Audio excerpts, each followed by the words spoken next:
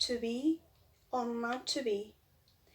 You may have heard that phrase too many times in different contexts, but do you know who's the author of that phrase? This soliloquy is part of Shakespeare's play, Hamlet, when he's so puzzled about life that he starts questioning what's better, if to live or to die? But why am I talking about him?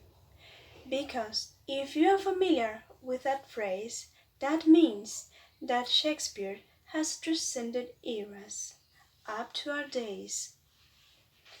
During the next minutes, I'm going to develop the reasons that made William Shakespeare the legend that he is. William Shakespeare was one of the most important writers of all times. He played many of his works before Queen Elizabeth I, the very last Tudor in line. He wrote sonnets and playwrights like Romeo and Juliet, Hamlet, Othello, The Merchant of Venice, A Midsummer's Night Dream, Macbeth, among others. He also coined new words for modern English like accessible, addiction, amazement, and many others. Written at the end of Queen Elizabeth's first famous reign, Shakespeare's sonnets takes on many of the characteristics of the English Golden Age of literature.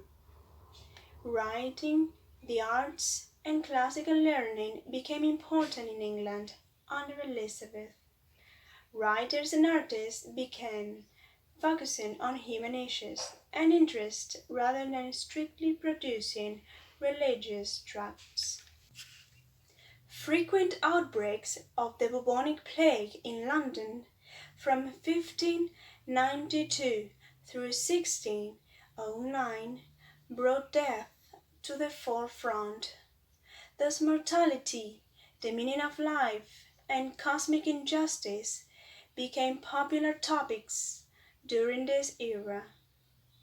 Since the sonnet was a popular genre in Elizabethan England, Shakespeare had to manipulate those tropes in order to distinguish himself. Skin as white as snow, lips as red as a rose. Shakespeare's speaker challenges the blazon when speaking about the youth by treating the youth as a whole person. He also uses the blazon to humorously demonstrate the dark lady's unfavorable appearance rather than using it to demonstrate her perfection. Humanism was a cultural movement in Renaissance Europe that looked for wisdom in Greek and Roman thought. Humanism became a dominant educational ideology in early modern England. For this reason, students learned Latin and read Ovid, Virgil, and Homer. Just like many other Elizabethan dramas, poems, and pamphlets, Shakespeare's sonnets use allusions to Greek and Roman literature and mythology for the metaphorical potency. Shakespeare also introduced a new format of writing sonnets, Shakespearean sonnets, which can be broken into three quatrains with alternating rhyme and a heroic couplet ending. It contains only 40 lines.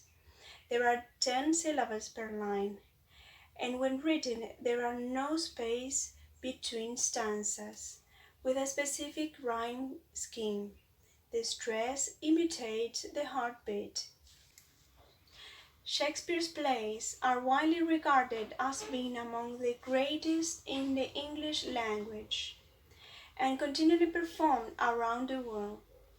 The plays have been translated into every major living language.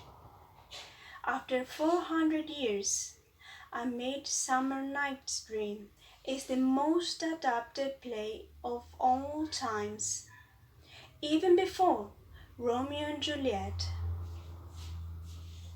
Ben Jonson said about William Shakespeare, Shakespeare doesn't belong to one single era, but to the whole eternity.